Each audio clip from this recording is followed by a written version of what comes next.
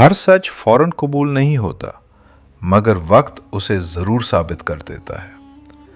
جس دل میں قناعت آ جائے وہاں بے چینی زیادہ دیر نہیں ٹھہرتی۔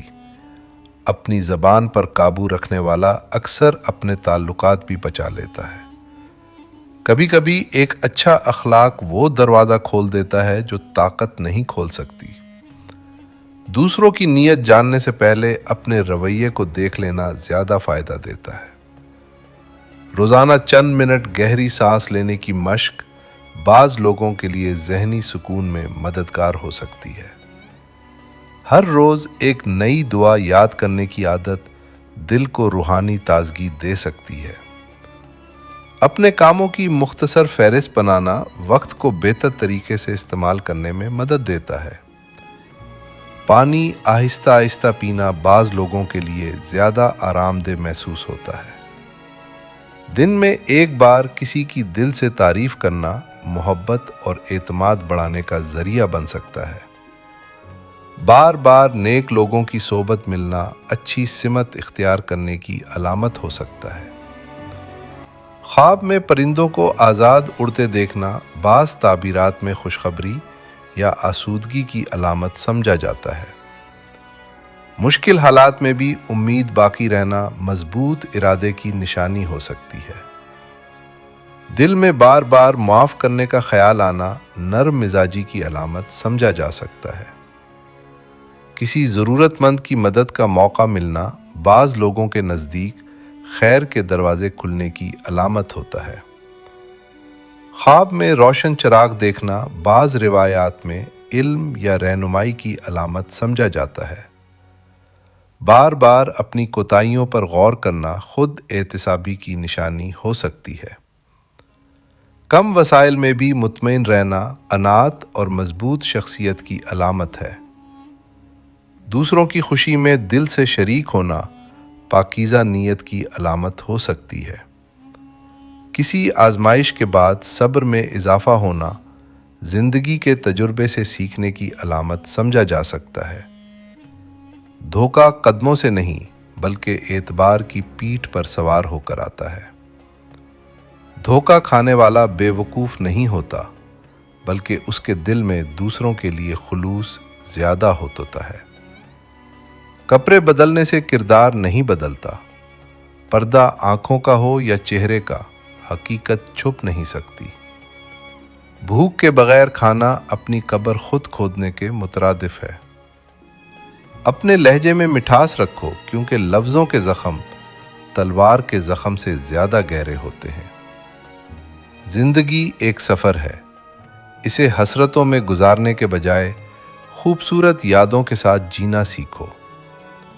نیند سے اچانک ڈر کر جاگ جانا روحانی پہلو۔ بعض لوگ اسے برے خوابوں یا شیطانی وسوسوں سے جوڑتے ہیں اور سونے سے پہلے اذکار کی کمی کو اس کی ایک وجہ سمجھتے ہیں۔ طبی پہلو، یہ شدید ذہنی دباؤ، بے چینی، نیند کے دوران سانس میں رکاوٹ یا دیگر طبی وجوہات کی علامت بھی ہو سکتا ہے۔ وقت بدلتے دیر نہیں لگتی۔ آج جو تمہارا مذاق اڑا رہے ہیں کل وہی تمہاری کامیابی پر مبارکباد دیں گے۔ خاموشی ہمیشہ کمزوری نہیں ہوتی، کبھی کبھی یہ سامنے والے کو اس کی اوقات یاد دلانے کا بہترین طریقہ ہوتی ہے۔ صدقہ دیا کرو، یہ بہت سی مصیبتوں سے حفاظت کا ذریعہ بنتا ہے۔ اپنے گھر میں سورہ بقرہ کی تلاوت کیا کرو کیونکہ احادیث میں اس کی برکت بیان ہوئی ہے۔ سونے سے پہلے باوضو ہو کر آیت الکرسی اور مسنون اذکار پڑھنے کی عادت بناؤ۔ اگر اپنی زندگی بدلنا چاہتے ہو تو سب سے پہلے ان خیالات کو بدلو جو تمہیں آگے بڑھنے سے روکتے ہیں۔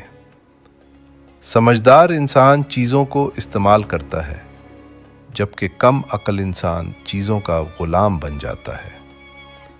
3 رشتے 3 وقتوں میں پہچانے جاتے ہیں: اولاد بڑھاپے میں، بیوی غربت میں، دوست مصیبت میں۔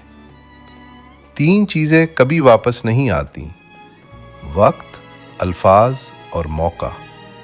اس لیے وقت ضائع نہ کرو، الفاظ سوچ سمجھ کر بولو اور موقع ہاتھ سے نہ جانے دو۔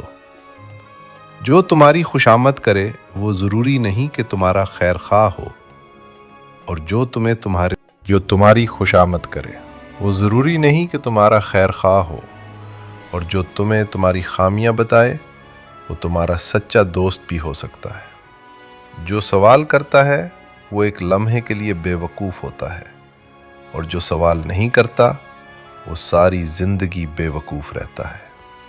کامیاب لوگ اپنے فیصلوں سے دنیا بدل دیتے ہیں، جبکہ کمزور لوگ دنیا کے ڈر سے اپنے فیصلے بدل دیتے ہیں۔